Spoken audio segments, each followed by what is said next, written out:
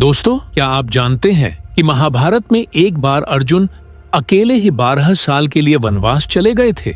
इस घटना का उल्लेख हमें महाभारत में आदि पर्व के 212वें अध्याय में मिलता है और ये घटना महाभारत के युद्ध और उस विनाशकारी जुए के खेल से भी कई वर्ष पहले की है।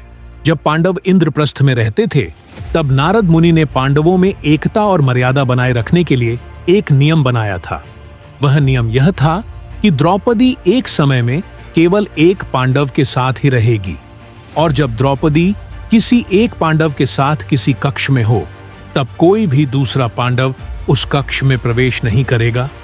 यदि कोई दूसरा पांडव उस कक्ष में प्रवेश करेगा तो उसे 12 साल का वनवास भुगतना होगा। यहीं इस नियम को तोड़ने का दंड था। एक दिन एक ब्राह्मण दौड़ता हुआ पांडवों के राजमहल में आता है और रोते रोते अर्जुन से ये कहता है कि हे पांडुपुत्र अर्जुन, मेरी गायों को लुटेरे चुरा कर ले गए हैं। आप क्षत्रिय होने का धर्म निभाओ, लुटेरों से युद्ध करके मेरी गायों को बचा कर लाओ। अर्जुन ने सोचा कि क्षत्रिय होने के नाते गायों की रक्षा करना मेरा धर्म है, परंतु मेरे अस्त्र शस्त्र उसी कक्ष में रखे हैं जहां महाराज युधिष्ठिर द्रौपदी के साथ है।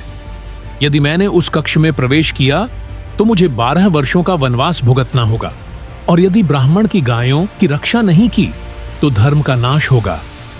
ऐसी परिस्थिति में अर्जुन ने धर्म का पालन करने के लिए वनवास को स्वीकार किया। अर्जुन ने कक्ष में प्रवेश किया और अपने अस्त्र शस्त्र ले आए। इसके बाद अर्जुन ने लुटेरों को युद्ध में हराया और गायों को बचाकर ब्राह्मण को लौटा दी। अर्जुन ने वनवास जाने की तैयारियां शुरू कर दी, लेकिन युधिष्ठिर ने भावुक होकर अर्जुन को वनवास जाने से मना किया।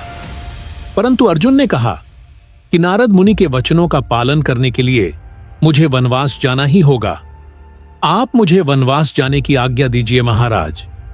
इसके बाद अर्जुन 12 वर्षों के लिए वनवास में चले जाते हैं, परंतु यह वनवास अर्जुन के लिए बहुत ही रोमांचकारी साबित होता है, क्योंकि इसी वनवास में अर्जुन नागराज कौरव्य की पुत्री उलूपी से मिलते हैं और दिव्य मगरमच्छ से युद्ध करके उसे श्राप से मुक्त करते हैं।